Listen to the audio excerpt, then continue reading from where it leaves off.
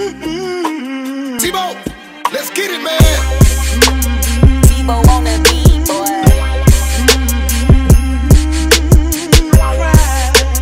But I'm just saying though, you just at the house, you just coolin'.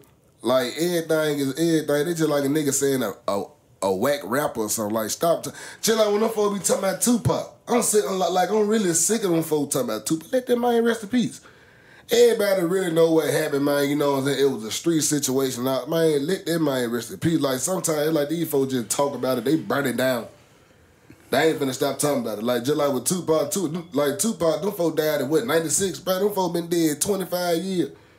Bro, we all know what's going on. Like let them folks rest in peace. So it's like I can only understand. No, I can only imagine if I'm. Like I used to make beats or something, you know, the nigga like he was the wackest producer ever, just wackest producer, just T-Bo with the wackest producer. Hey, yeah, I'll probably come out like y'all ass up too. I ain't gonna lie to you. But you know, Tupac, man, when he got murdered, you know, he was at the top of his game. You know, he was running the rap. Hey, Pop, though, I ain't gonna lie. I've been looking at so much stuff on YouTube about Tupac. I ain't gonna lie, Tupac was really one of them type of nigga like, you know, nigga trying to fit in.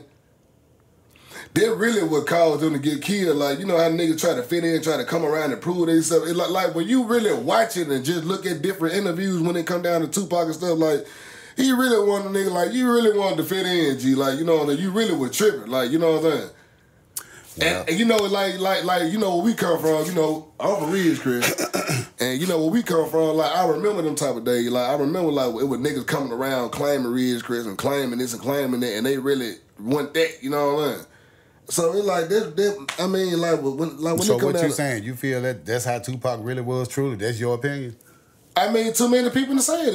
Yeah, too many people to say it. Like you watch like different little interviews and stuff. Like people who were in a death row camp. Like that's what they say. Like Tupac really didn't have nothing to do with that. Like you want to come around, you know, before they were mob Perus, Suge, you know, and you want to come around, you want to bang mob Peru. Though he had the MOB across his. Now he had Thug like, but he had the MOB tattoo I think on his chest.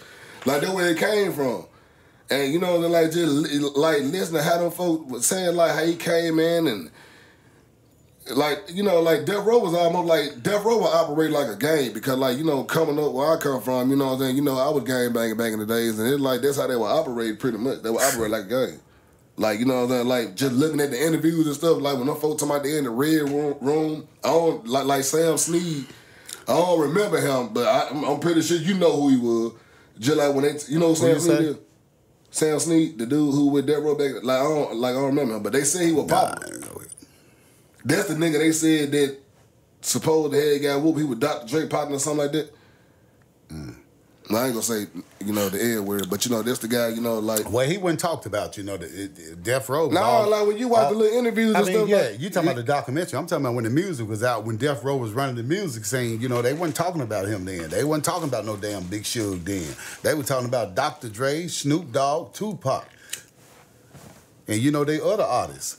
They wasn't, you wasn't hearing about no I heard Sam Snead then. You wasn't hearing shit about no Big Suge then. I mean, back in the 80s and 90s, you weren't hearing them. You heard them after Death Row, you know, was gone and people that lost their lives and shit. That's when you started hearing about them people. But I think them folks talking about, I think dude was kind of like popping like when Drake came out with the Chronic around that time there. Because it seemed like when Drake came out, then Snoop came out, then Pac came kind of later. But I was watching some on YouTube and them folks, they having a debate. Them folks were like, man, really, Snoop was really, Pac really wasn't hotter than Snoop.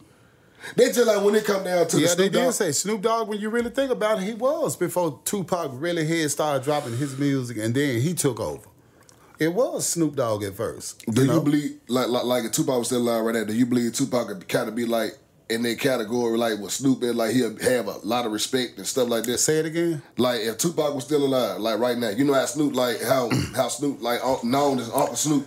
Hey, man, look, if Tupac would have probably lived, man, a lot of this music that you hear on the radio, a lot of this shit probably wouldn't even got played. You know. Some of these artists, their music probably would have stayed on the shelf, though. Back then, you was a Biggie fan, though. I mean, you know, hey, I like the Tupac, but I like the Biggie better.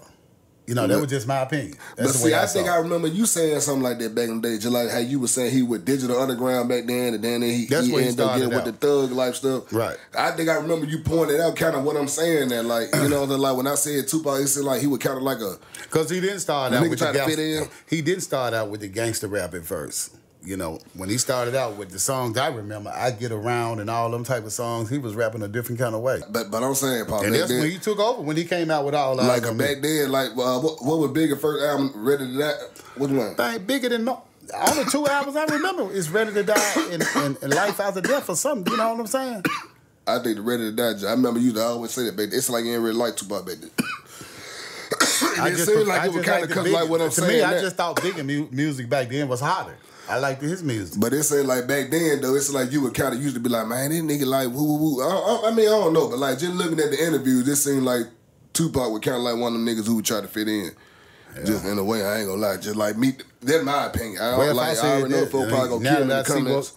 Was transpiring. I mean, you know, but I did like Bigger music better back then. I thought just Bigger music back then was just hotter back then. So I think back then I was around with you, you know what I'm saying? Just like, you know, how you a Cowboy fan, I'm a Cowboy fan, but I ain't really no sports fan. Just like, and I grew up around you. Right. So I was pretty much liking everything you were liking. But it like back, now just looking back on it, I like the Tupac better than the Big. I ain't gonna lie to you. Well, you know, that's just the I way like you see it. That's your opinion. Now, I mean, like fuzzy music, don't you know, I just really, the first time I played All Eyes on Me, I BS You Not was probably like a month ago. This is the first time I actually listened to the album. And I'm like, Joan did have some slammers on that joint. He did? That man used the Morris Day sample, they called me just. right.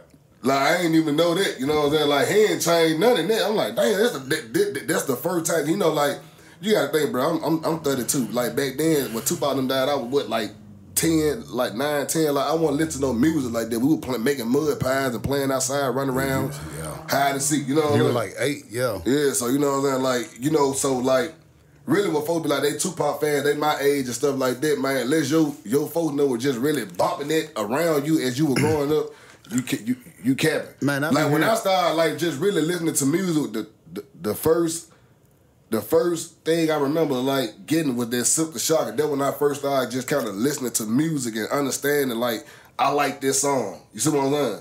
Like when Tupac was out, I don't remember that. I don't remember like, oh, I like this song. I remember like y'all little certain songs and the song with Jodeci and How Do You Want It, stuff like that, but I don't just remember like, oh yeah, that's my song. I don't remember that. That's the first time I ever played All Eyes on Me. I swear to God. Well, you know, the one with Jodeci, man, that was like a big commercial hit, though. Yeah, you know, like that's what I'm saying. Crossover hit. So. I remember that like back then, but see, like you got to think when I started just really remembering music when you bought that True.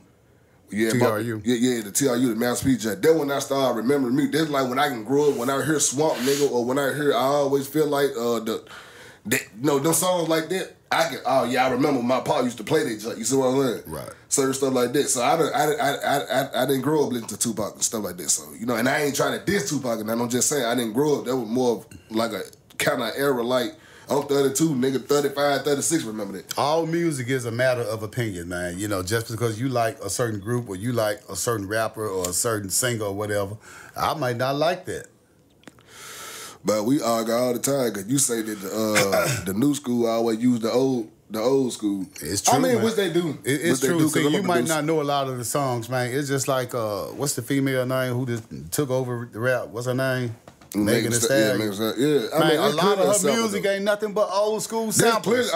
You might think that's some new music, but that shit is just like an old school song that she done just whoever producing her music done just mix with it. But I know, but I'm saying like you know like when she first came out with that first hit that was I ain't never heard her have a hit that's an original song. Everything that's a hit. Nah, she done had plenty of hits that's okay, original song. I haven't heard. Because it ain't running around listening to no damn Megan Thee Stallion either. But I know, but it ain't hard to make a hit record these days. That was me and Tim were arguing about one time. He was talking about Project Pat did more than Moneybag. Like these folks, they move off streaming there. So if you get a certain amount of streams, you know when go. I think 500,000 streams. You go. I don't just really know how it go, but you know they move off streams. They don't just move like you know with the right. But that's not saying no rapper is better than another rapper just because he done sold a few more records on, you know.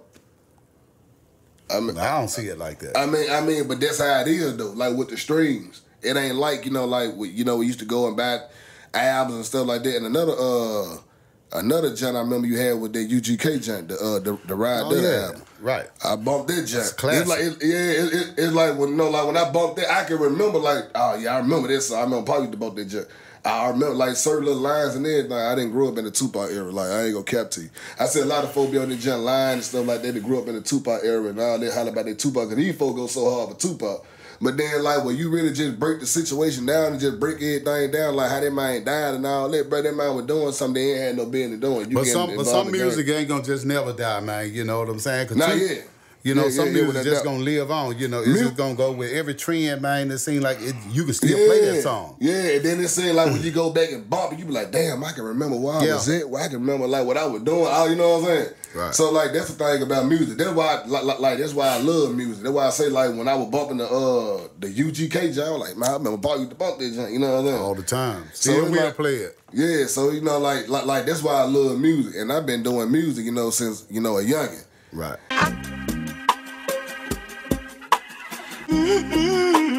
T-Bo, let's get it, man.